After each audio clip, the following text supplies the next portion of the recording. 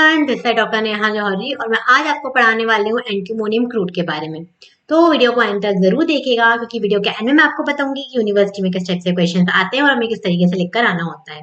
तो वीडियो को स्टार्ट करने के पहले मैं आपको एंटीमोनियम के बारे में थोड़ा शॉर्ट में एक्सप्लेन कर देती हूँ, जिसके हेल्प से आपको ये रेमेडी समझने में थोड़ा ईजी हो जाएगा और आप इजीली इसको लर्न कर पाएंगे।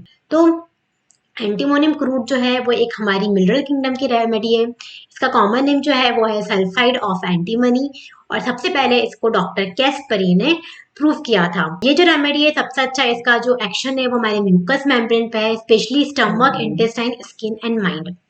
एंटीमोनियम क्रूड जो रेमेडी है इसका सबसे अच्छा वर्क जो है हमारे जीआईटी और स्किन के ऊपर देखने को मिलता है। तो स्किन जो हमारे एग्जाम के पॉइंट ऑफ व्यू से भी देखा जाए तो सबसे ज्यादा इंपॉर्टेंट जो है इसमें इसके स्किन और जीआईटी ही है। यदि इस हमारे एग्जाम में अगर एंटीमोनियम क्रूड आती है तो सबसे पहला जो क्वेश्चन बनता है वो इसकी स्किन से बनता है। 5 मार्क्स में इसकी स्किन पूछी जाती है।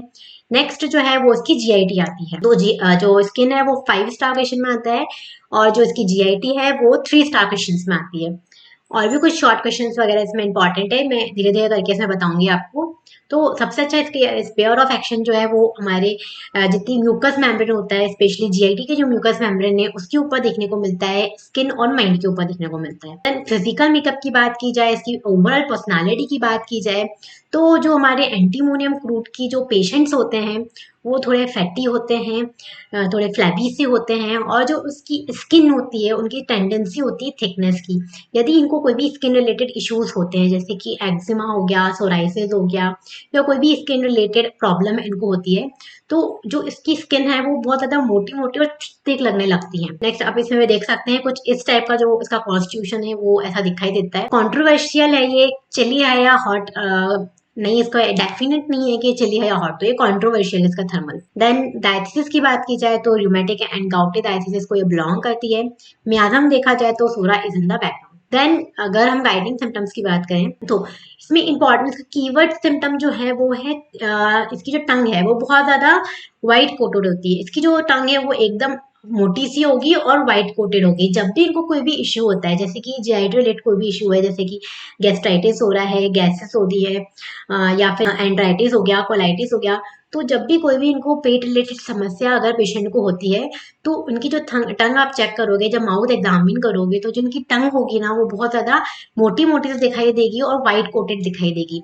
तो ये जो है इसका कीनोट सिम्टम हो गया, की सिम्टम हो गया जो हमको याद रखना है कि हाँ अगर कोई भी डिसीज, अगर इसको डाइजेस्टिव रिलेटेड इश्यूज है या एक्सवाइजेड कोई भी इश्यू है और हम इसका माउथ एग्जामिन कर रहे हैं तो जो उनकी टंग है वो व्हाइटिश होगी, व्हाइट कोटेड होगी और थिक होगी। तो जैसा मैंने आपको स्टार्टिंग में बताया था कि ये जो है जीआईटी रिलेटेड इशू से बहुत अच्छा वर्क करती है। जैसे कि सारी गैसेस वगैरह जो बहुत ज़्यादा इनको जीईआरडी की दिक्कत है, गैस की दिक्कत हो रही है, एसिडिटी की दिक्कत है, गैस्ट्राइटिस हो गया पेशेंट को, एंट्राइटिस हो गया, कोलाइटिस हो गया, तो इन सारी कंडीशन में हमारी जो एंटीमोनियम क्रूड है वो बहुत अच्छी वर्क करती है। साथ ही साथ यदि किसी पेशेंट को बहुत ज़्यादा डायरिया हो रहा है तो डायरिया भी जो है वो वाटरी डायरिया होगा, उस वाटरी डायरिया के अंदर अनडाइजेस्टेबल फूड पार्टिकल्स होंगे, साथ ही साथ कुछ स्टूल के हार्ड लम्स भी होंगे, छोटे छोटे हार्ड हार्ड जो है बॉल्स टाइप की भी उनके स्टूल में प्रेजेंट होगी और बहुत ज्यादा गाढ़ा चिपचिपा सा व्हाइट कलर का म्यूकस आएगा। अगर इस टाइप का स्टूल किसी पेशेंट को होता है, स्पेशली डायरिया की कंडीशन में होता है, तो एंटीमोनियम बहुत अच्छा वर्क करती है। यदि किसी पेशेंट को अगर कॉन्स्टिपेशन है तो कॉन्स्टिपेशन के दौरान भी अगर उनका स्टूल हार्ड है और हार्ड स्टूल के साथ बहुत ज़्यादा वाइटिश और म्यूकस आ रहा है, बहुत ज़्यादा क्वांटिटी में म्यूकस पास कर रहा है पेशेंट, तो हमारी एंटीमोनियम क्रूड जो है वो बहुत अच्छा वर्क करती है। एंटीमोनियम क्रूड में क्या होता है कि जो पेशेंट है उसको डायरिया के साथ अल्टरनेट कॉन्स्टिपेशन होता है। जो इनके पेशेंट होते हैं एंटीमोनियम के, उनको मॉर्निंग में डायरिया होता है और शाम होते होते ऑटोमेटिकली वो कॉन्स्टिपेटेड हो जाते हैं। तो डायरिया अल्टरनेट कॉन्स्टिपेशन अगर देखने को मिलता है तो हमारी एंटीमोनियम जो है वो बहुत अच्छा वर्क करती है। इसके बाद ये इसकी स्किन के लिए बहुत अच्छे रेमेडी है। जैसा कि मैंने आपको बताया था कि स्किन के कोई भी इश्यूज है स्किन रिलेटेड, जैसे कि इसको सोराइसिस हो गया, एक्जिमा हो गया या फिर वाट्स हो गए, कॉर्न्स हो गए, कॉर्न्स के लिए बहुत अच्छी रेमेडी है। तो इस कोई भी अगर स्किन रिलेटेड इश्यूज हैं और अफेक्टेड स्किन जो है वो अनहेल्दी दिखाई दे रही है, बहुत ज़्यादा थिकनेस दिखाई दे रही है, वहाँ हार्डनेस दिखाई दे रही है, तो हमारी एंटीमोनियम जो बहुत अच्छा वर्क करती है। यदि किसी पेशेंट के माउथ के जो कॉर्नर्स होते हैं वो क्रैक्ड हैं तो हमारी एंटीमोनियम अच्छा वर्क करेगी। यदि किसी पेशेंट को नोज के पास नीचे लोअर साइड में कुछ हार्ड हार्ड हो रहा है और वहां पे येलोइशनेस है और वो स्केली है, वो निकल जाए, इस टाइप का अगर एक्जिमेटिस कंडीशन है या फिर यहाँ पर वाट लाइक कंडीशन है, तो उस कंडीशन में भी जो हमारी एंटीमोनियम क्रूड है वो बहुत अच्छा वर्क करती है। साथ ही साथ यदि पेशेंट को कोई भी बीमारी है, चाहे वो पेट से संबंधित हो या फिर कोई भी हमारे स्किन रिलेटेड इश्यूज हो, रेस्पिरेटरी रिलेटेड इश्यूज हो, कुछ भी दिक्कत है और उसके साथ पेशेंट जो है बहुत ज्यादा इरिटेबल है, चिड़चिड़ा रहा है, बहुत ज्यादा एग्रेसिवली आपसे बात कर रहा है, छोटी सी बात पे एकदम से गुस्सा कर रहा है, तो एंटीमोनियम जो है वो बहुत अच्छा वर्क करती है। इसके बाद ये हेडेक के लिए भी बहुत अच्छी रेमेडी है। यदि किसी पेशेंट को सीवियर हेडेक हो रहा है, बट यदि वो बाहर निकल जाए धूप में और सनलाइट से उसका जो सर दर्द है वो बहुत ज्यादा बढ़ जाए, एग्रावेट हो जाए, साथ में पेशेंट में चिड़चिड़ापन देखने को मिल रहा है, एग्रेसिवनेस देखने को मिल रही है, तो एंटीमोनियम जो है हमारा बहुत अच्छा वर्क करती है। उसके बाद अगर हम मेंटल सिम्टम्स की बात करें, तो जो एंटीमोनियम क्रूड के बेबीज होते हैं वो बहुत ज्यादा इरिटेबल पर्सनालिटी के होते हैं, चिड़चिड़े होते हैं, यदि उनकी तरफ कोई दिखता भी ना तो वो गुस्सा करने लगते हैं, एकदम चिड़चिड़ा जाते हैं। बहुत ज्यादा छोटा बच्चा है तो वो रोने लगता है, बहुत ज्यादा वीपिंग कंडीशन आ जाती है। तो इस टाइप के जो बच्चे हैं जब वो थोड़े बड़े होते हैं तो बड़े होने के साथ जो है वो बहुत ज्यादा सैड होने लग जाते हैं, बहुत ज्यादा दुखी दुखी रहने लगते हैं, क्योंकि बचपन से ही वो बहुत ज्यादा एग्रेसिव थे, इरिटेबल थे, ठीक से किसी से बात नहीं करते थे, जरा जरा सी बातों में चिड़चिड़ा जाते थे, गुस्सा होने लगते थे, तो उनका कोई फ्रेंड ही नहीं बनता था, तो फ्रेंड सर्कल कोई होता नहीं था, ज्यादा कोई उनसे बात करना पसंद नहीं करता था। तो जब वो अपने एडल्टहुड में आते हैं तो कोई फ्रेंड उनका रहता नहीं है, एटमॉस्फेयर में किसी से वो बात करना पसंद करते ही नहीं है, उनसे कोई बात करता नहीं है, तो बहुत ज्यादा दुखी रहने लगते हैं, बहुत ज्यादा मेलिनोकोलिक कंडीशन आ जाती है, इजीली वो रोने लगते हैं। एक बहुत ज्यादा अगर एक्सट्रीम कंडीशन हो तो उनके अंदर सुसाइडल कंडीशन जो है, सुसाइडल थॉट्स भी आने लगते हैं, वो ये सोचते हैं कि मैं डूब के कहीं मर जाऊं। साथ ही साथ उनको मून लाइट से एग्रावेशन रहता है, तो मून लाइट एग्रावेशन इनके अंदर बहुत अच्छा देखने को मिलता है। तो ये सारी चीजें जो थी मैंने आपको पूरी एंटीमोनियम क्रूड के बारे में शॉर्ट में एक्सप्लेन कर दी है। मैं आपको पूरी रेमेडी स्टेप बाय स्टेप अच्छे से पॉइंट बाय पॉइंट पढ़ाती हूँ, तो आपको बहुत इजीली और अच्छे से समझ में आएगी और आप इजीली इसको लर्न कर पाएंगे। तो जैसा कि मैंने आपको पहले बताया कि जो एंटीमोनियम क्रूड है उसका कॉमन नेम जो है वो सल्फाइड ऑफ एंटीमनी है। डॉक्टर कैसफरी ने सबसे पहले इसको प्रूव किया था और ये मिलिट्री किंगडम की रेमेडी है। स्पेयर ऑफ एक्शन जो है इसका म्यूकस मेम्ब्रेन पे, स्पेशली हमारे stomach, intestine, skin and mind के ऊपर। कॉन्स्टिट्यूशन की बात की जाए तो ये सुटेड टू चिल्ड्रन और young people who are inclined to grow fat, extremes of life, having tendency to thick unhealthy skin। ऐसे पेशेंट जो थोड़े हेल्दी हो, फ्लैबी हो और जिनकी स्किन जो है वो थोड़ी अनहेल्दी और थोड़ी थिक हो, तो इस टाइप का जो है उनका कॉन्स्टिट्यूशन है। थर्मल्स कंट्रोवर्शियल है, थिक चिली है या हॉट। थर्मल्स डायथिसिस जो है वो है रोमेटिक एंड गाउटी डायथिसिस को बिलोंग करते हैं। मियाज्म की बात की जाए तो psora is in the background.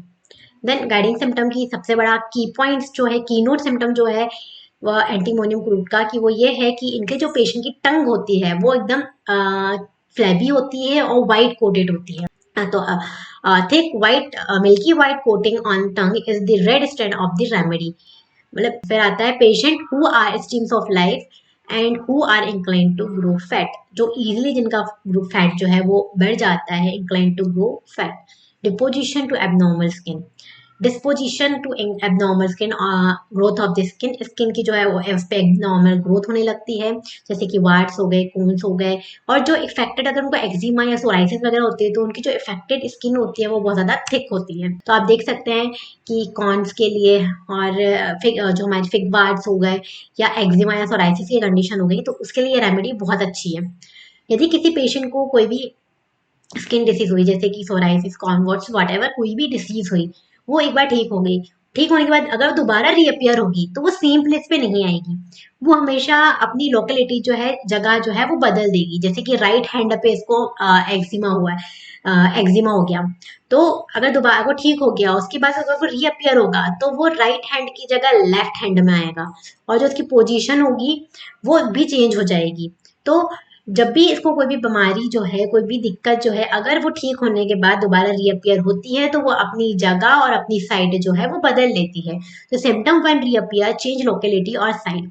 Same condition जो है, सेम जो पॉइंट है वो हमारे लैक्टिन और ट्यूबरकुलिनम के अंदर भी देखने को मिलता है। Then great desire for acid and pickles, उनको खट्टा खाने की बहुत इच्छा होती है, वो बहुत ज्यादा अचार वगैरह खट्टी चीजें खाते हैं। अवर्जन टू कोल्ड बाथ, ठंडे पानी से उन्हें नहाना बिल्कुल पसंद नहीं होता। ये सेम सिम्टम जो है हमारे अमोनियम कार्ब और सल्फर के अंदर भी देखने को मिलता है। Alternate diarrhoea and constipation, diarrhoea alternate होता है इनको, diarrhoea and constipation, especially old peoples में अर्ली मॉर्निंग को डायरिया होगा और शाम होते होते जो है वो कॉन्स्टिपेशन की कंडीशन को आ जाती है।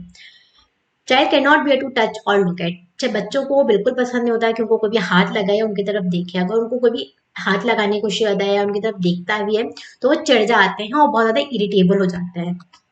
मेंटल सिम्टम्स की बात की जाए, bad effect of disappointed love, loathing of life, there is great sadness with weeping, बहुत ज्यादा उदास रहते हैं और बहुत ज्यादा इजीली वो रोने लग जाते हैं। Sentimental mood in moonlight, very peevish, angry, fretful, can not bear to be touch और लुक्ड एट, बहुत ज्यादा गुस्से वाले होते हैं, चिड़चिड़े से होते हैं, कोई भी उनकी तरफ देखे या उनको हाथ लगाए उनको बिल्कुल पसंद नहीं आते हैं। Does not wish to speak और टू बी स्पोकन टू, उनको किसी से बात करना या कोई उनसे बात करे वो बिल्कुल पसंद नहीं आता है। Become angry at silly matters, छोटी सी बात पे भी बहुत ज्यादा गुस्सा करने लगते हैं, चिड़चिड़ा जाते हैं। गेट डिस्पियर, सैड एंड मेलांकोलिक, बहुत ज्यादा दुखी रहने वाले इनकी टेंडेंसी होती है, दुखी दुखी और उदास से रहते हैं।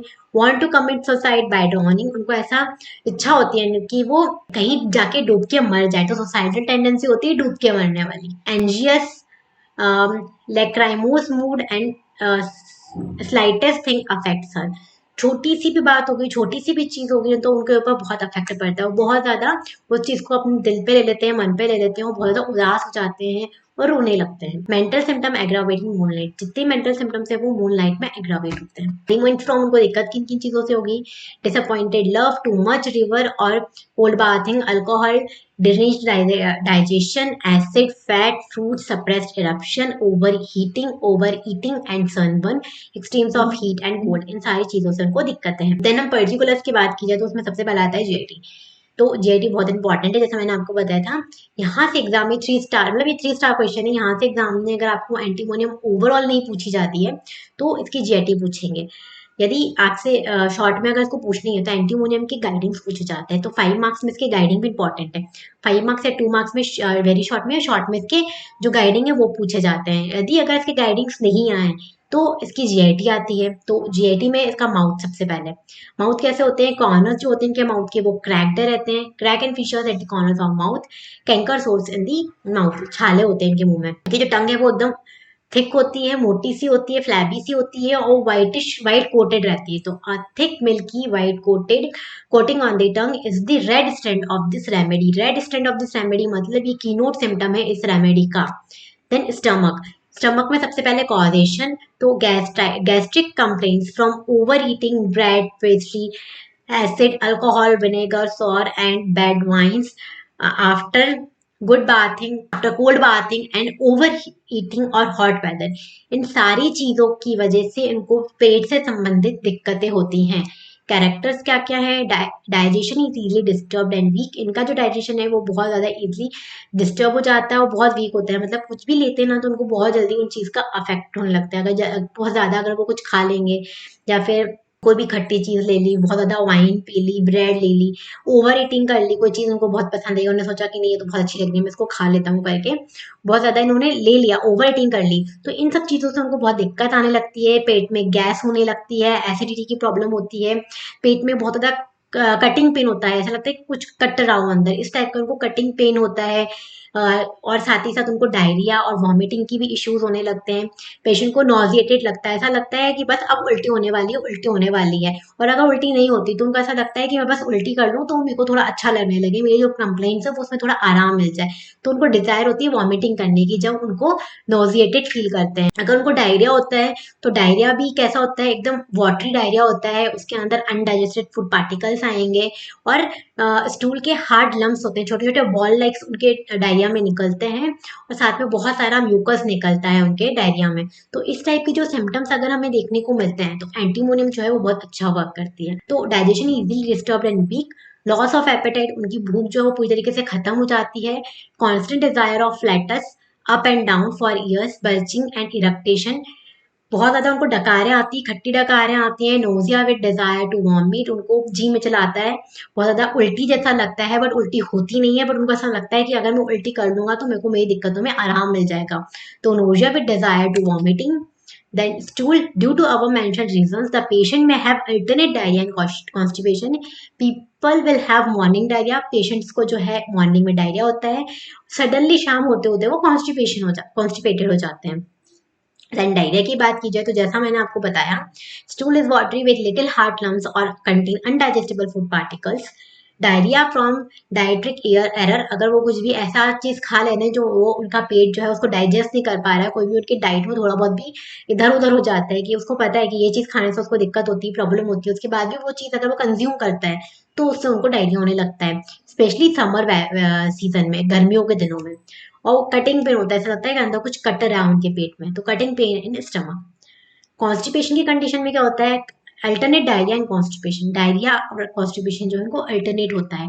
Sensation that much stool would पास, ऐसा लगता है कि बहुत ज्यादा स्टूल जो है उनका वो पास हो गया है, बट ऑन लिटिल हार्ड, और little hard stool is evacuated which must let us, but उनको ऐसा लगता है कि थोड़ा सा जो स्टूल है वो और पास होगा, और साथ में बहुत ज्यादा उनको ऐसा लगता है कि गैस पास हो रही है. And there may be haemorrhage from bowel along with the hard stool. जब भी वो हार्ड स्टूल पास करते हैं, कड़क कड़क स्टूल पास करते हैं, तो उसके साथ उनको ऐसा लगता है उनके साथ उनके स्टूल में थोड़ा सा जो है ब्लड भी जाता है. हिमरॉइड्स में ऑल्सो प्रोस्ट्यूट, इनके इतने हार्ड स्टूल होता है, इतना हार्ड स्टूल होने की वजह से बहुत ज्यादा प्रेशर लगाते हैं, तो उनको जो है हिमरॉइड्स की भी इशू होने लगते हैं, हिमरॉइड्स भी हो जाते हैं उनको. साथ ही साथ उनके स्टूल में बहुत ज्यादा म्यूकस भी आता है. There will be burning pricking pain in anus, क्योंकि इतना स्टूल उनका हार्ड है, बहुत ज्यादा प्रेशर लगा रहे हैं, और इसके प्रेशर के साथ एकदम हार्ड स्टूल वो पास कर रहे हैं, तो उनके एनस के आसपास का जो एरिया है ना वो थोड़ा एक्सक्लोरिएट हो जाता है, छिल जाता है, जिसकी वजह से उनको बहुत ज्यादा बर्निंग होती है, जलन होती है. Mucus piles with ichorous discharge from anus में ऑल्सो भी नोटेड. देन स्किन इसकी बहुत ज्यादा इंपॉर्टेंट है. 5 मार्क्स में जो इसकी स्किन है वो पूछी जाती है शॉर्ट में. अगर आपसे कोई इस रेमेडी में से कुछ भी नहीं पूछा जा रहा तो उसकी स्किन जरूर पूछी जाती है. तो there is disposition to abnormal growth of skin, इनकी स्किन पे एबनॉर्मल ग्रोथ होते हैं, जैसे कि कॉन्स, वार्ट्स, सोराइसिस, एक्जिमा, कोई भी स्किन डिसीज है तो स्किन डिसीज होने के साथ उस पर्टिकुलर एरिया की जो स्किन है वो बहुत ज़्यादा हार्ड हो जाती है. अगर हार्डनेस देखने को मिलती है, रफनेस देखने को मिलती है, तो एंटीमोनियम बहुत अच्छा वर्क करती है. The skin become very thick and at various places. Finger nails do not grow, इनकी जो फिंगर्स होती हैं, उंगलियां होती हैं, उनके नेल्स जो है वो बहुत इजीली ग्रो नहीं करते हैं. अगर ग्रो होते भी हैं, थोड़े बहुत भी लंबे होते हैं, तो वो इजीली टूट जाते हैं, क्रैक हो जाते हैं. Brushed nails grow in split like warts and horny spots. Then large horny corns on the soles और फीट, यदि आपके सोल्स में या फीट में बहुत ज्यादा कॉर्न्स हो रहे हैं हार्ड, और जो कॉर्न्स हो रहे हैं वो बहुत ज्यादा हार्ड हैं, येलोइश दिखाई दे रहे हैं, तो हमारी एंटीमोनियम क्रूड जो बहुत अच्छा वर्क करेगी. वेरी सेंसिटिव व्हेन वॉकिंग, जब ये हार्ड कॉर्न्स होते हैं ना तो वो चलने में बहुत ज़्यादा दिक्कत देते हैं. आप जब हार्ड आपके पैरों में अगर मोटे मोटे कॉर्न्स हो जाएंगे, हार्ड होंगे, तो जब पैरों से चलोगे तो वो दबेंगे दबेंगे, प्रेशर लगेगा, तो प्रेशर लगने की वजह से बहुत ज़्यादा उनको पेन होगा.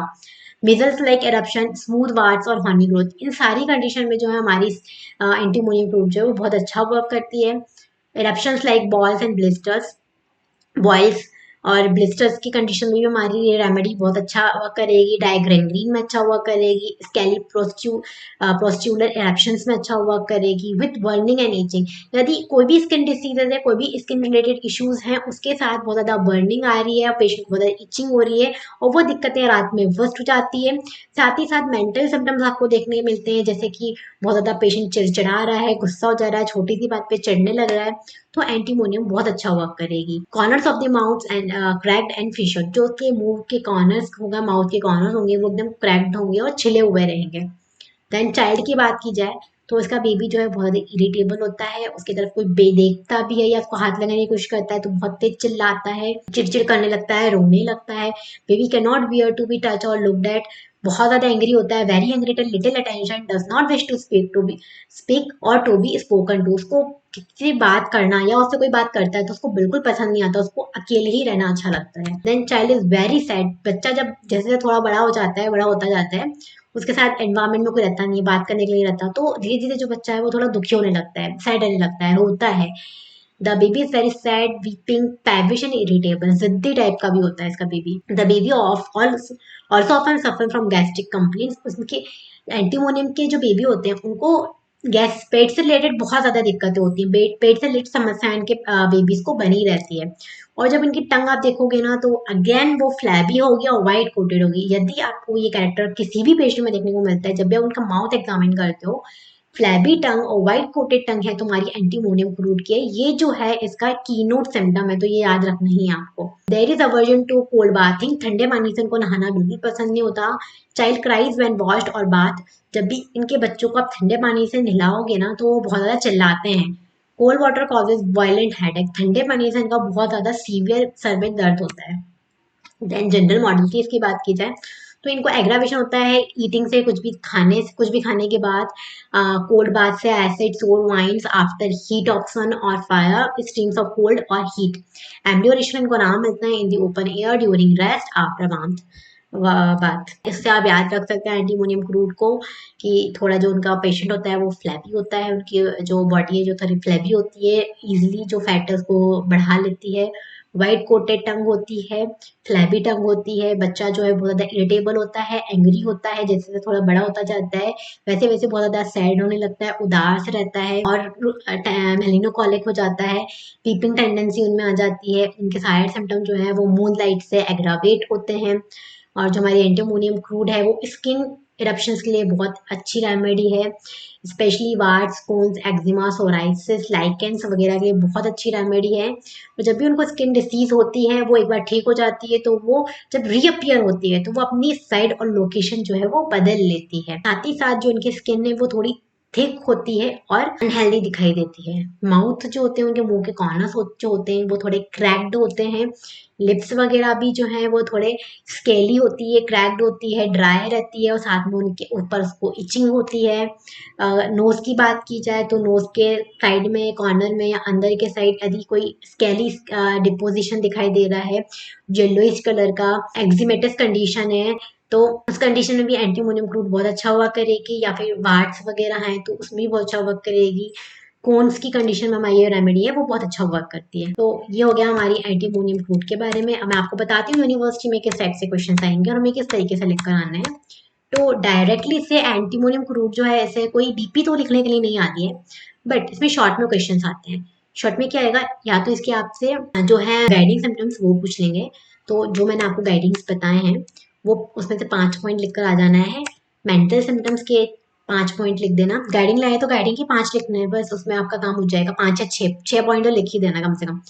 माइंड इतना इंपॉर्टेंट नहीं है, माइंड नहीं पूछा जाता, लेकिन इनकेस अगर ये पूछ लेते हैं तो 4-5 पॉइंट तो हम ऐसे ही लिख देते हैं नॉर्मली कि इरिटेबल है, डिसअपॉइंटेड ऑफ लव है, सैड है, ये है वो है करके हम बना देते हैं तो हो जाता है इसमें। देन 3 स्टार क्वेश्चन में इसकी जीआईटी आती है। जीआईटी अगर आती है तो उसमें उसका आपका माउथ लिखना पड़ेगा, स्टमक लिखना है। स्टमक में आप डायरिया, कॉन्स्टिपेशन लिख सकते हैं। सबसे अच्छी चीज, अगर स्टमक आ रहा है तो स्टमक में आपको पता है इसका माउथ से हमें स्टार्ट करना है। माउथ से स्टार्ट करोगे तो क्या लिखोगे, लिप्स ड्राई है, माउथ के कॉर्नर्स क्रैक्ड है, टंग जो है वो thick white milky white coated टंग है।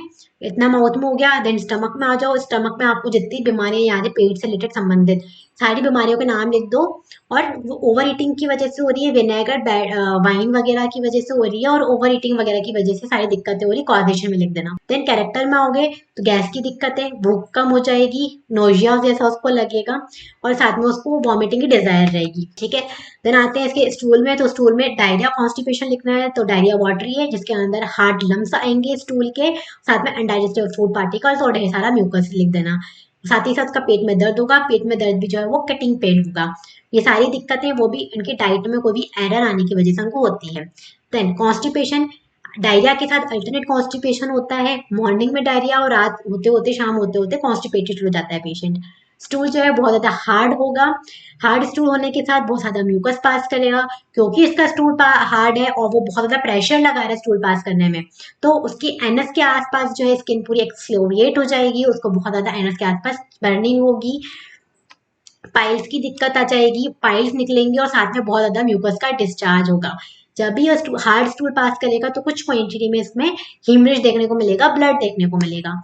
That's it. इतना ही आपको लिखकर आना है तो आपको बहुत अच्छे मार्क्स में मिल जाएंगे। और यदि आपको इसकी जो जनरल मॉडलिटीज हैं, अगर एग्रावेशन और एब्जर्वेशन याद है तो आप हर जगह आंख बंद करके ही लिख सकते हो, आपको अच्छे मार्क्स मिलेंगे। देन स्किन की बात करें तो स्किन में मैंने आपको बता ही दिया, इंपॉर्टेंट क्या है, एबनॉर्मल स्किन होगी, स्किन जो है वो ड्राई होगी, थिक होगी, साथ ही साथ जब भी कोई भी बीमारी रीअपियर होगी तो अपनी साइड और जगह बदल देगी। स्किन से रिलेटेड जितने भी इश्यूज आपको याद हो, जैसे कि एक्जिमा, सोराइसिस, बॉयल्स का, बंकल्स, कॉन्स, वार्ड्स, इन सब के लिए रेमेडी जो है वो बहुत अच्छी रेमेडी है। सारी बीमारियों के नाम लिख सकते हैं और फिर लिख देंगे it is a good remedy for, वो सारी बीमारियों के नाम लिख देना है। उसके बाद स्किन अनहेल्दी है, एबनॉर्मल है, थिकंड है, बहुत ज़्यादा थिक हो है, जो अफेक्टेड एरिया वो थिक होगा। नाखून की इजीली बढ़ेंगे नहीं, अगर नाखून बढ़ते हुए तो वो इजीली क्रैक्ड हो जाते हैं। फिर बस यही सब लिख कर आना है, तो आपका जो पूरा स्किन वाला पार्ट है वो कवर हो जाएगा। साथ ही साथ मैं इसकी मॉडलिटीज लगा दूंगी नीचे, एग्रावेशन, एम्ब्यूरेशन, तो अच्छे मार्क्स मिलेंगे। यदि इसके शॉर्ट क्वेश्चन आपसे इसकी मॉडलिटीज पूछी जाती है तो एज इट इज जो है वो तो आपको लिख कर आनी ही है। तो यदि आपको मेरा वीडियो पसंद आया है तो लाइक करें, सब्सक्राइब करें। Thank you.